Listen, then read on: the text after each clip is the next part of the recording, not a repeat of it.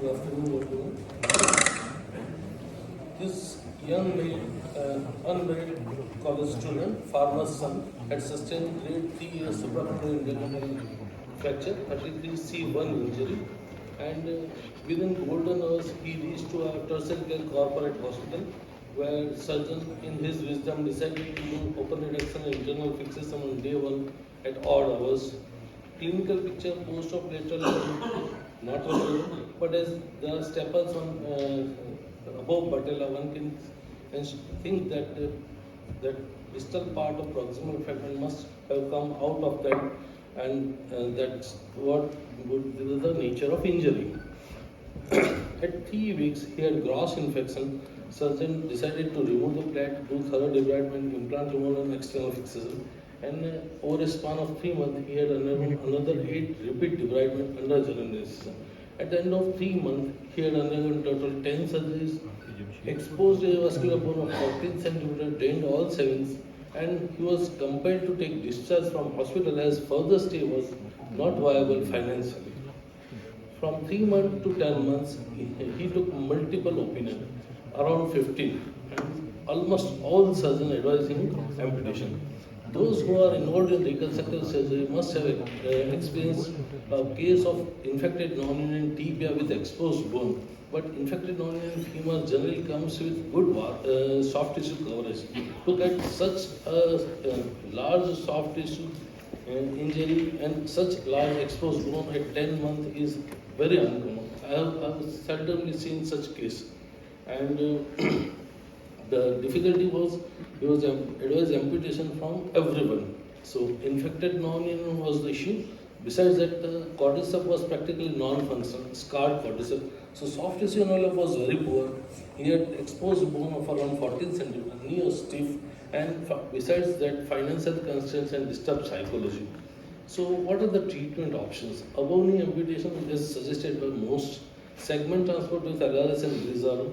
But LRS is not an adequate option when there is a juxta-articular non-union, and muscular is not an option when there is a soft tissue coverage is poor. So his father was begging with folded hands to me that, sir, please amputate my son's limb.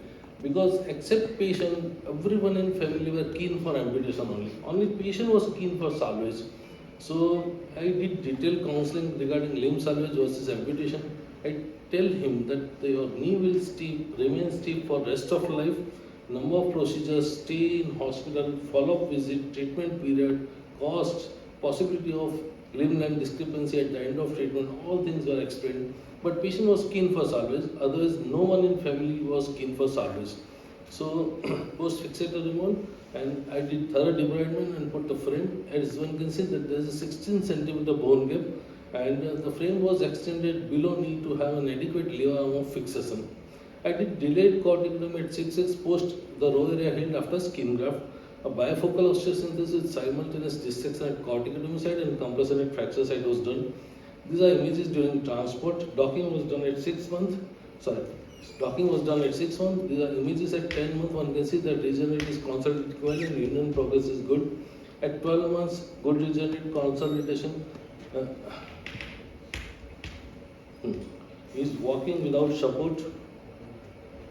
So all soft tissue healed. Distal ring in upper tibia was removed, and for 5 months he couldn't come in follow-up because of COVID. At 17 months he was insistent for removal of frame. So this was the situation. Did clinical testing, as one can see that there is image without any connection at fracture site and corticotomy site. This post-frame removal X-ray and clinical picture. As one can see here that there is hardly any cordyceps. There is bone behind the skin, means immediately beneath the skin. Union is good, but regenerate is not up to the mark. There is a saying that it's better to remove fixator for additional month, leave fixator for additional month than remove it a day earlier. But this patient spent ample time before release and in frame also. And I was compelled to do some fixation to protect the regenerate. Opposite side distal femur LCP was too bulky, so I used a 4.5 mm narrow LCP and asked patient to walk with that. And at 6 months, the problem again happened. There was fracture at regenerate site. So I explained him in detail about revision ELISA, did revision ELISA, and I did a correction of proximal hip varus and distal varus also. Patient was in frame for 4 months. As one can see, that HK axis is reasonably aligned. These are post frame removal axis, and this is gait.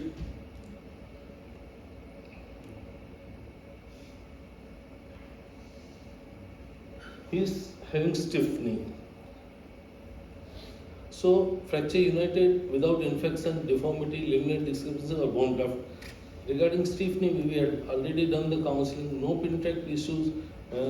Means the pin tract issues were not of such magnitude that altered the goal of treatment. Patient remained ambulatory during the whole course of treatment. And this is what a point I need to emphasize is whenever you are getting a case of grade 3A injury in femur or tibia, one should allow an adequate time, let the injury evolve. If in doubt, span scan and then plan.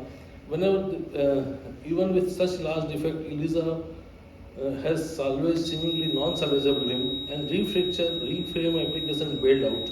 Thank you, sir. Thank you. Thank you. My question is, you removed the frame and put a plate. There was hardly any soft tissue. Yes. So, in your case, I mean, Yes. there was hardly any soft tissue.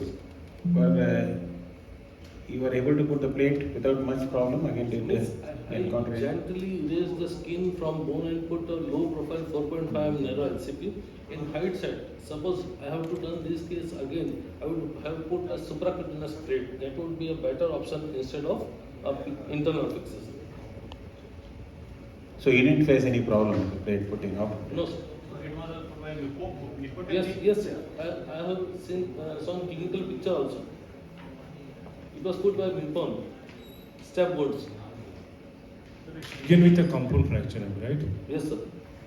Our discussion should start with whether the first surgery was right or not. Sir, that I said, let injury evolve. Whenever in doubt, you should always try and scan and plan.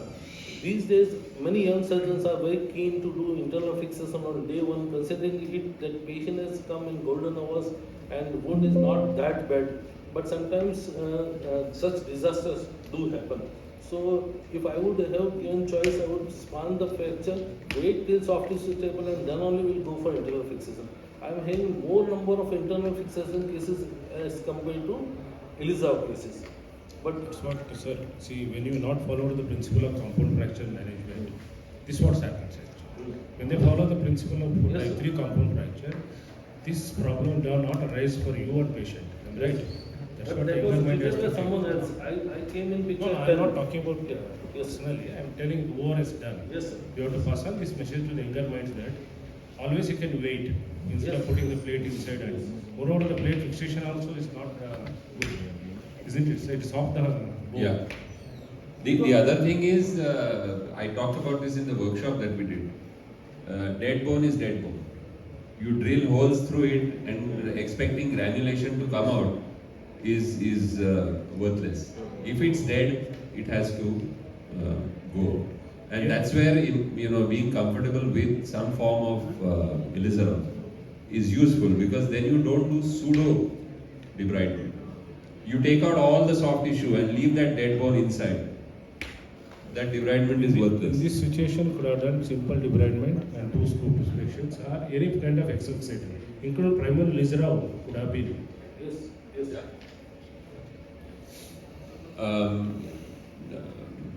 Amar, Yes, sir. suppose you had you were in a corporate hospital and you had a great plastic surgeon with you, very efficient, great success rates. Yes. Would you then, in this kind of a case, think of doing, say, a fibular transfer with soft tissue cover? So if that would have been a plan, then I would first need to resect the dead bone, cover it with flap, and at second stage this can be done. No, true, I know. Yes. So debridement has to be done. Yes. But what is your take on vascular fibula versus Yes. ELISA? If Yes. the infrastructure and the Yes. facilities available. If adequate expertise is available, patient is affording, and things are done, then it is good option. Only thing with using vascular fibula in femur is it takes very long time to unite. It takes very long time to hypertrophy. One needs to protect it for very long period. still chances of refracture from vascular fibula are very high if there is no added internal fixation.